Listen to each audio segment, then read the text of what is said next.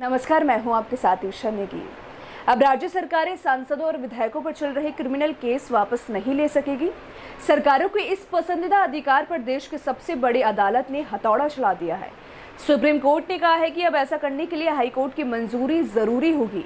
आप तो जानते ही हैं कि किस तरीके से बड़े अपराधियों को सत्ता का संरक्षण हासिल होता है।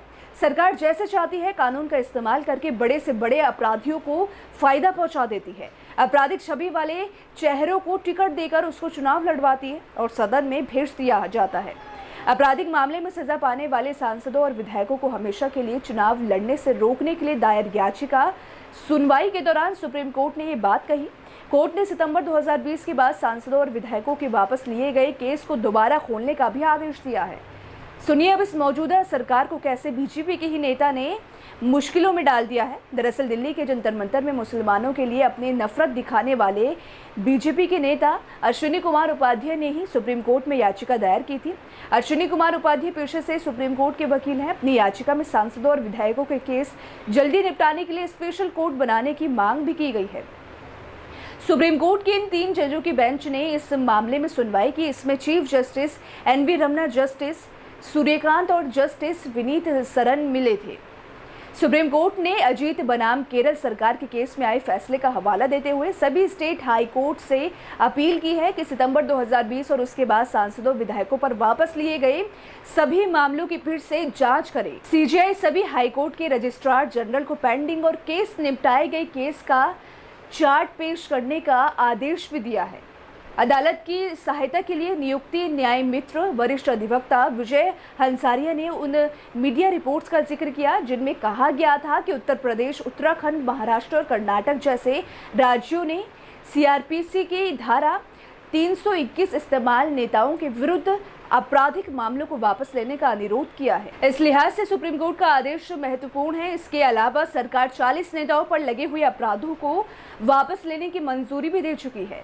न्याय मित्र की रिपोर्ट ने कहा है कि उत्तर प्रदेश सरकार संगीत सोम, सुरेश राणा, कपिल देव, साध्वी प्राची के विरुद्ध केस वापस लेने का अनुरोध कर रही है। मामले की सुनवाई के दौरान कोर्ट के सहयोगी वकील विजय हंसारिया ने कोर्ट को बताया है कि उन्हें इस तरह के केसों को लेकर प्रवर्तन निदेशालय यानी कि ईडी से स्टेटस रिपोर्ट मिल चुकी है, लेकिन सीबीआई ने अभी तक स्टेटस रिपोर्ट सबमिट नहीं की है। इस पर चीफ जस्टिस ने सीबीआई को फटकार लगाते हुए कहा कि हम आश्वस्त हैं कि सरकार इस मुद्दे पर बहुत गंभीर है और कुछ करना चाहती है, लेकिन अब तक कोई प्रोग्रेस नहीं हुई है।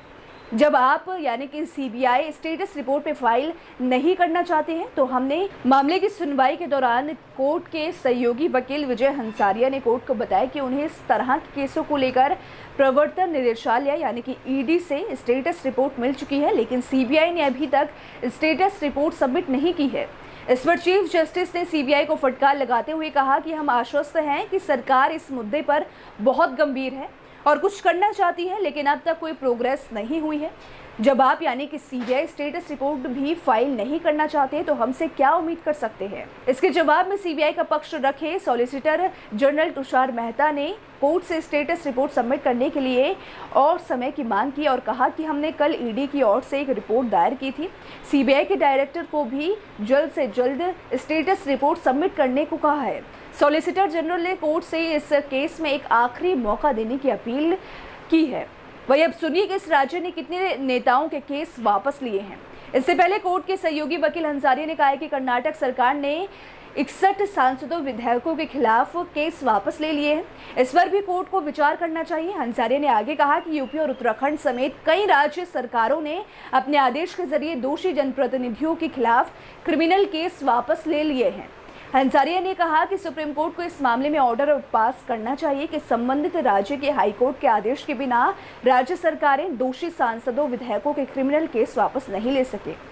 सुप्रीम कोर्ट ने कहा है कि सीबीआई कोर्ट और स्पेशल कोर्ट में एमपी एमएलए के खिलाफ ऐसे केस की सुनवाई करने वाले जज अगले आदेश तक सुनवाई जारी रखेंगे। वही चीफ जस्टिस ने सॉलिसिटर जनरल तुषार मेहता के निवेदन पर मामले की सुनवाई 2 हफ्ते के लिए टाल दी। अब कोर्ट 25 अगस्त को इस मामले में सुनवाई करेगा। ये मामला इसलिए भी खास है क्योंकि उत्तर प्रदेश विधानसभा चुनाव काफी नजदीक आ रहे हैं।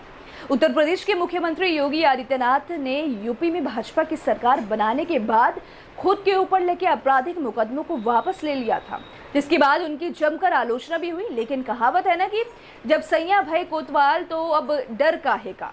सत्ताधारी दलों में अपने नेताओं के आपराधिक मामले वापस लेने के लिए सबसे ज्यादा केस वापसी का काम करती है, लेकिन उन लोगों को कोई इंसाफ नहीं मिल पाता जिनके पास ना तो पावर है और ना ही पैसा।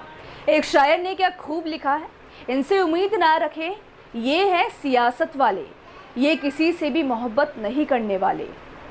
इस वीडियो में हमारे साथ फिलहाल इतना ही। अगर आपको मेरा ये वीडियो पसंद आया हो तो उसे लाइक शेयर ज़रूर करें। साथ ही हमारे चैनल दी कंटाप को सब्सक्राइब करना ना भूलें। नमस्कार।